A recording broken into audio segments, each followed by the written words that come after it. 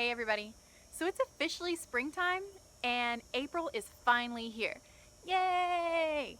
So something that comes up a lot during springtime and especially in April since we've got Easter are eggs. So I'm thinking we need to do some egg projects. And today I've got my paper plate and I'm in my backyard and I'm gonna go around and collect some twigs and dried grass and some little strings and fuzzies, and I'm gonna see if I can build a bird's nest. Because where do we find eggs? Usually in bird's nest. So I'm gonna see what I can come up with, and I want you to see if you can do the same. Did you find anything, guys? No? We'll keep looking.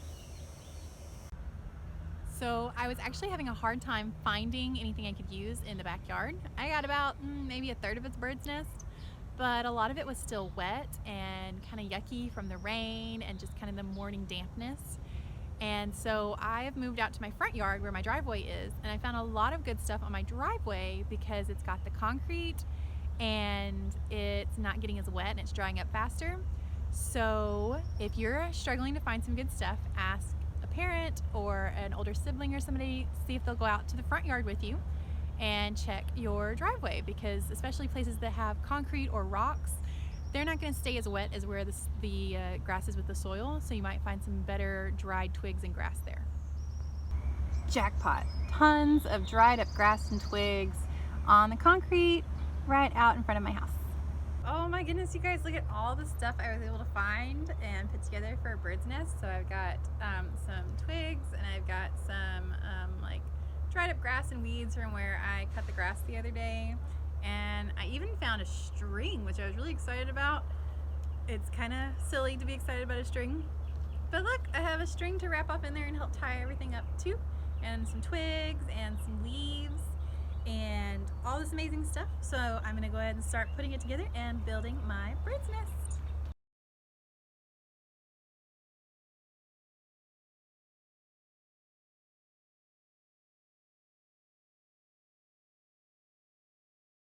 And here's my finished bird's nest.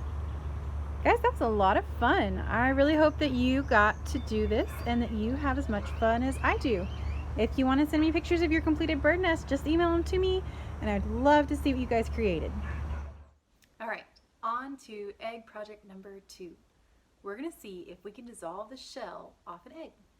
For this project, all you'll need is a glass jar, an egg, and some vinegar. So ask somebody in your house if they can help you find those materials and we'll get started.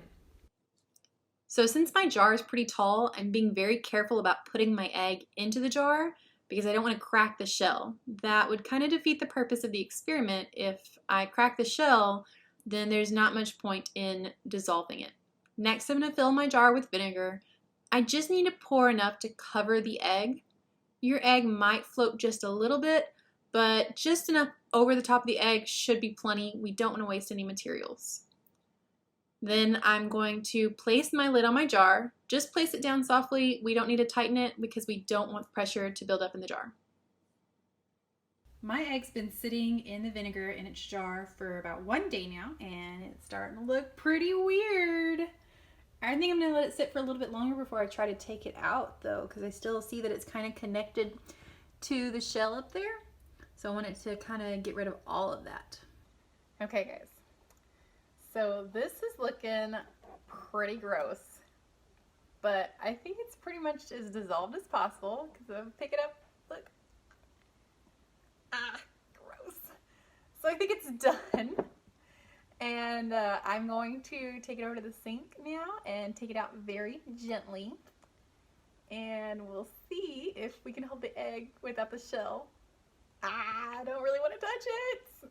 Alright guys, so I've moved over to my sink and I made sure that the side of the sink that I'm going to use is empty because the vinegar doesn't probably need to sit on dishes or anything.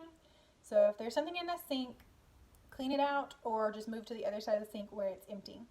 Alright, so I'm going to take it out now. So I never really attached the lid. Like I said in the beginning of the lesson, we didn't need to attach it because we didn't want it to build up too much pressure. So just come right off, and vinegar smells really kind of bad, but that's okay. So I'm going gonna pour off the vinegar.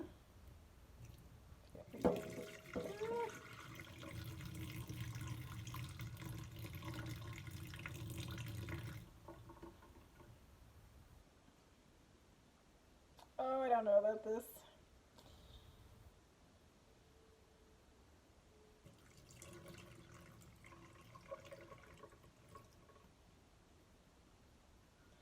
Alright, all that's left in there pretty much is the egg and the fuzzy part that's where the shell's dissolved.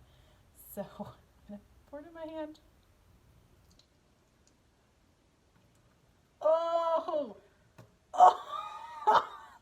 Oh no! No, it's really cool. Don't. Guys, this is so. Oh, it's weird. But it's not really pouring out. It's staying all together. I'm getting a little bit on my hands, but it shaped pretty well, which is not what happens when you crack an egg normally. And this, oh, gross. Oh, it's weird to touch. This is the eggshell that came off of it. And like you can tell where like look, there's some that still probably could have disintegrated if I'd left it a little longer. But this is so weird. Like that, it's almost like a little oops. But this is my egg without a shell. Super weird, a little gross, but very cool. Jiggle, jiggle, jiggle. Okay, I hope you guys enjoyed this. Please make sure you wash your hands and don't make a huge mess. Have fun. Our last project is to complete a Peeps catapult. Now, really, you're supposed to use 8 pencils, a plastic spoon, several rubber bands, and a package of Peeps. Well, I didn't feel like buying a whole bunch of extra stuff, so I'm using the things I have around my house, and I figure you guys will probably end up doing the same. I was only able to find 7 unsharpened pencils, but I did run across a coloring pencil that I can use. I didn't have a plastic spoon, but I'm going to use my straw and a note card. And then I only found 3 rubber bands, so I raided the bathroom and found a bunch of hair ties to use instead. So let's see what we can make.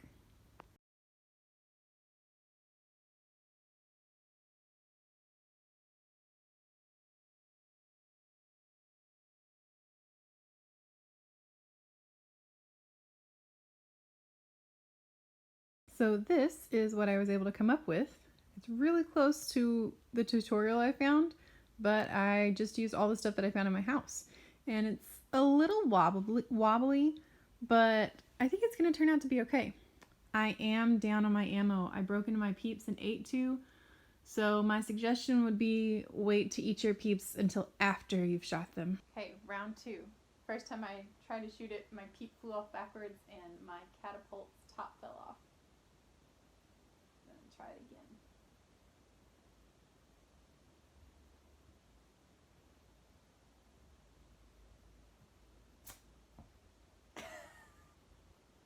Okay, attempt number 4. I haven't given up yet. I'm thinking that my straw may have been too tall, and that could have been contributing to my issues. So we're going to see how this goes.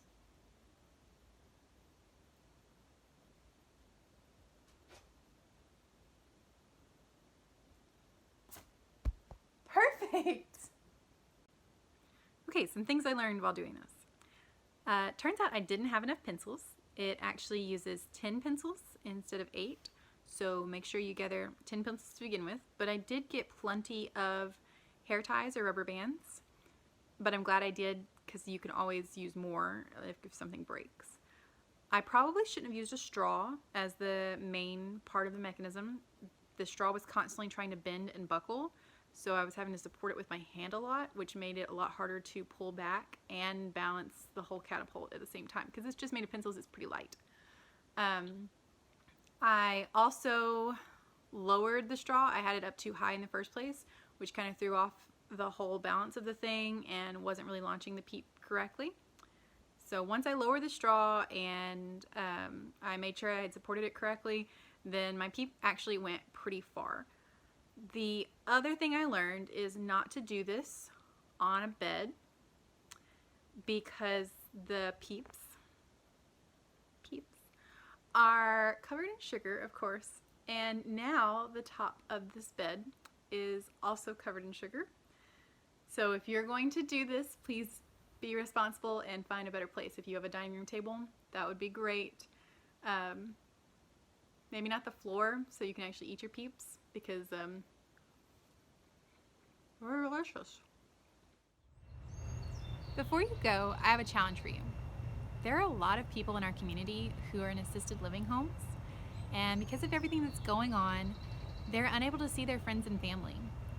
And I'd imagine that they're starting to get pretty lonely. Mostly because I'm thinking you guys are starting to get pretty lonely. So I'm hoping that you can help me spread some joy by creating some digital Easter cards.